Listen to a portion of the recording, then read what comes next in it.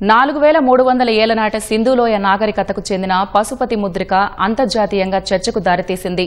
నిరంతరాయంగా సాగుతున్న భారతదేశ సాంస్కృతిక వైభవానికి ఈ ముద్రిక సజీవ సాక్ష్యమని, దీనిపై ఉన్నది పశుపతిగా కొలిచిన శివుడిదే అని భారత్ ప్రకటించింది. అయితే అది శివుడు కాదని పేర్కొంటూ అమెరికన్ చరిత్రకారిణి ఆద్రీ ట్రుష్కే చేసిన వ్యాఖ్యలు దుమారం రేపాయి.